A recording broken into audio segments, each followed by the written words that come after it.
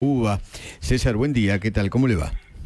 Buen día, Eduardo, un gusto saludar a todo el equipo. Igualmente. Bueno, habemos paquete fiscal, ¿no? La gran pregunta es cómo va a impactar en la gente, en el ciudadano de a pie, y a partir de cuándo.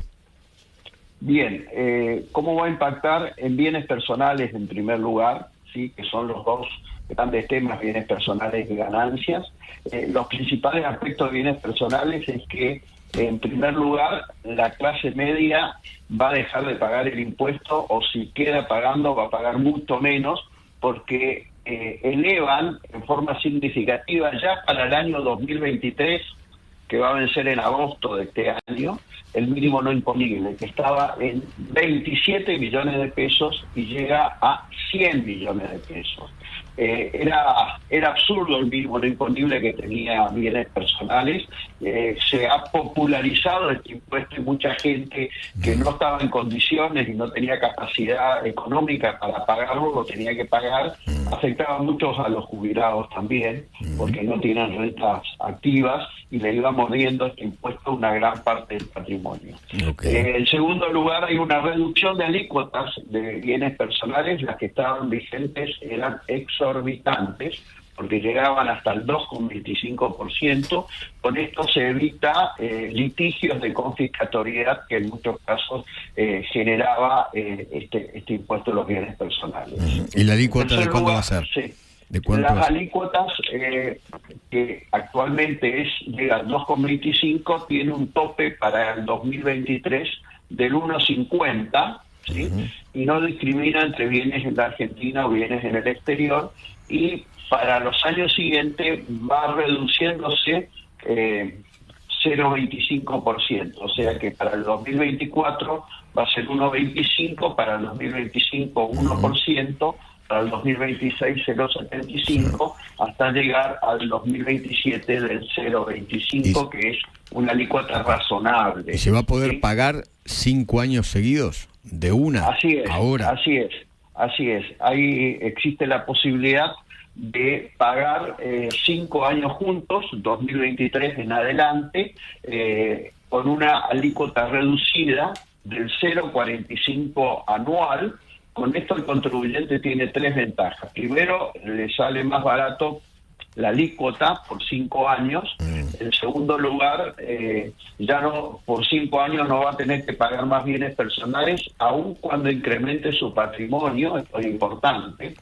Y en tercer lugar, cuando regrese a pagar después de los 5 años, hasta el 2038, va a tener asegurada, ¿sí?, entre comillas, ¿sí?, una alícuota del 0,25 máximo. ¿sí? ¿Y cuánto hay que pagar ahora, de una? De una hay que pagar por los 5 años, hay que pagar de una. Ahora, sí, cuando venza, que creo que va a ser en agosto, ¿sí? Falta que reglamenten esto, y la idea es que los capitales que se fueron, las personas con grandes fortunas que se fueron a Uruguay por más cariño impositivo, regresen a la Argentina para invertir en la Argentina, para consumir en la Argentina, y eso le da más masa muscular a la actividad económica. Y el Estado también sale ganando porque anticipa ingresos por 5 años en momentos donde no hay plata. Entonces me parece que lo de bienes personales es una buena medida. Insisto, lo primero y muy importante, aumentan el mínimo no imponible a 100 millones de pesos, con lo cual cuando excede los 100 millones se empieza a pagar de nuevo. Esto es lo relevante de bienes personales. Y después de esta ganancia, un tema mucho más eso, polémico. antes de ir a ganancias, algunos dicen que, claro, vieron cómo son las cosas ahora, ¿no? Le han sacado impuesto a los ricos y en realidad le ponen a los trabajadores. Y ahí vamos con el impuesto a las ganancias. No, pero quiero decir algo respondiendo a esto, Eduardo. Eso es lo que dice el kirchnerismo, ¿no? Sí, eso es retórica. Primero, le hace un gran bien a la clase media que no debería estar pagando este impuesto y va a dejar de pagar o va a pagar muy poco, porque se beneficia mucho la clase media, ¿sí? Y los jubilados, como usted dijo, y los jubilados. Y los jubilados que tienen pagando un ahorrito para tener una vejez digna, y el impuesto le va mordiendo ese ahorro y la calidad de vida, por supuesto. ¿Sí? Es bueno que lo diga. Respecto de los ricos, así como Uruguay quiere que vayan los ricos a invertir y consumir, la Argentina perdió mucha recaudación cuando las grandes fortunas se fueron a vivir afuera, ¿sí?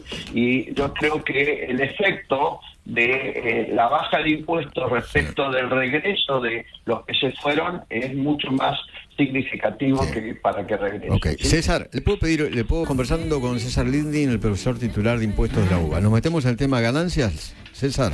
Sí, ganancias. Bueno, ¿cómo quedan los mínimos no imponibles? ¿Sí? ¿Y cómo va a impactar, en los trabajadores? Sí, bueno, van a pagar un poco más de trabajadores de los que estaban pagando, pero van a empezar pagando muy poco, porque mínimo no imponible para solteros queda en 1.800.000 pesos mensuales brutos. O sea, el que gane arriba de 1.800.000 empieza a pagar. Empieza a pagar, pero empieza a pagar el 5%, ¿sí? Desde el 5%. 5, no 35, No 35, ¿sí? Y para el casado con cónyuge y 2 hijos a cargo, 2.300.000 brutos, ¿sí? Esto es importante para el autónomo. Siempre el autónomo tiene menos mínimo no imponible. Esto no lo entiendo, viene desde hace muchas décadas. Y los autónomos pierden como en la guerra, siempre. Sí, el soltero empieza a pagar a partir de 1.100.000 y el casado con 2 hijos 1.600.000. Es muy poco. Pero con la modificación del monotributo, el autónomo puede quedarse en el monotributo facturando hasta 5.500.000 pesos por mes. Así que muchos que hoy pagan ganancias podrían regresar al monotributo y desde ese lugar van a pagar mucho menos que ganancias, porque el autónomo que entra en el monotributo ya no paga ganancias, ¿no? Esto es importante establecer.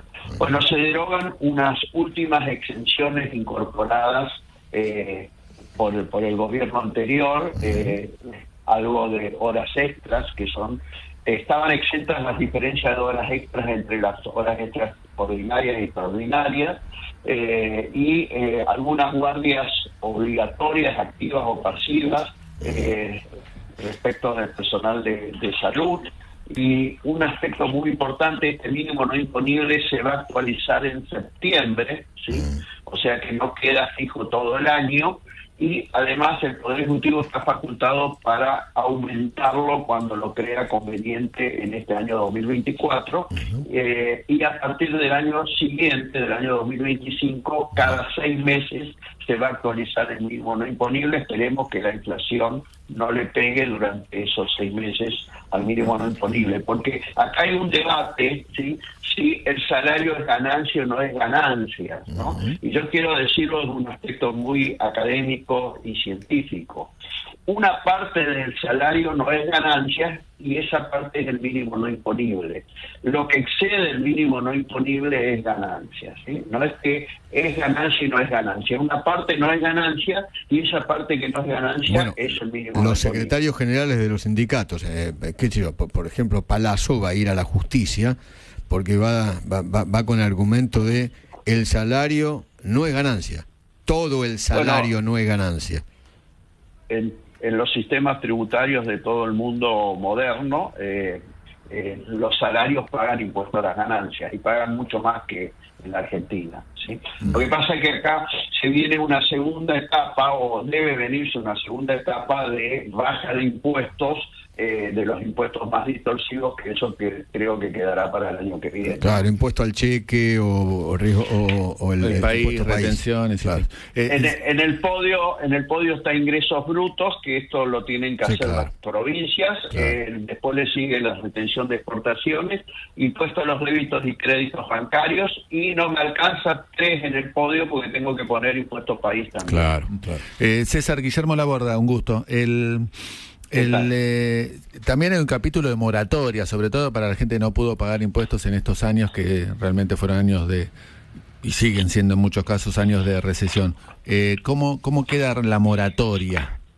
La moratoria es un salvavidas para mucha gente que no pudo pagar. En este caso, se le permite regularizar deudas hasta el 31 de marzo de este año, 2024, y los que regularizan inmediatamente dentro de los 30 días que salga reglamentada la ley, van a tener una condonación de los intereses del 70%, y los que van regularizando más tarde, bueno, se va reduciendo la condonación de intereses, y después hay también un plan de facilidades de pago muy importante. La idea es que hoy el Estado tiene un crédito a cobrar cercano a incobrable, y con la moratoria le va a permitir tener un flujo mensual de cuotas de ingresos que de otra forma es difícil cobrarlo, ¿no?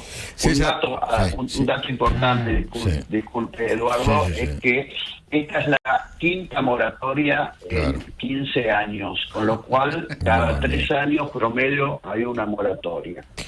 Gracias, César.